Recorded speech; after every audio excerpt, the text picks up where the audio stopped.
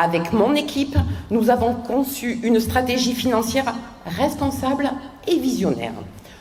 Au plus tôt, nous commanderons un audit financier portant sur les comptes de la commune pour évaluer précisément la situation financière de la ville. Notre priorité est en effet de réduire les dépenses superflues et d'optimiser chaque euro dépensé.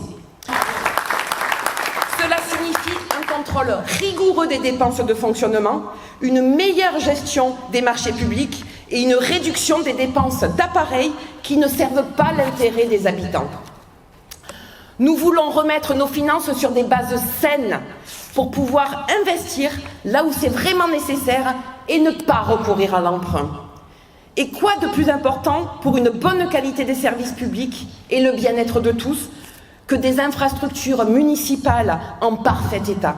Nombreuses sont celles que l'on a trop longtemps délaissées.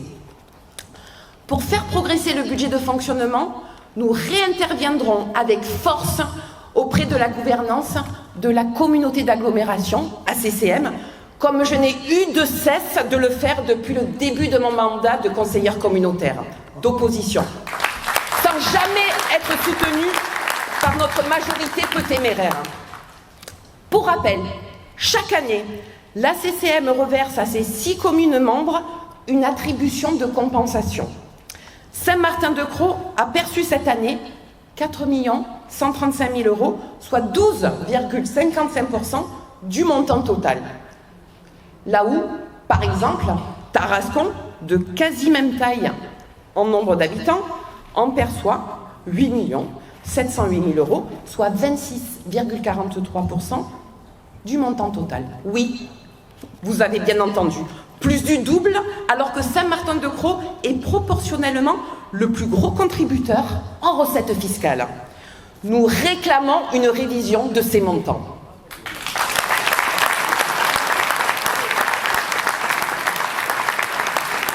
Concernant les investissements, nous rétablirons un lien de confiance avec le département afin que le solde restant du contrat départemental de développement et d'aménagement 2022, 2023, 2024, contrat de cofinancement, soit libéré.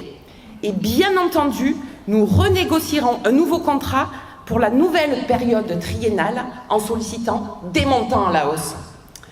Nous activerons tous les financements extérieurs possibles en mobilisant toutes les subventions et contributions régionales, départementales et européennes disponibles. Avec ces ressources, nous pourrons financer des projets sans alourdir la charge financière de la ville. Et enfin, nous serons de véritables gestionnaires. Nous élaborerons l'outil d'analyse financière prospective qu'est le plan pluriannuel d'investissement ou PPI. Ainsi, les investissements seront planifiés sur le moyen long terme, au moins 5 ans, et le financement des travaux préventifs ou curatifs nécessaires aux bâtiments communaux et autres sera enfin prévu. Vous l'avez compris, notre vision est simple: bâtir des finances saines et solides pour investir intelligemment pour l'avenir de Saint-Martin-de-Crau.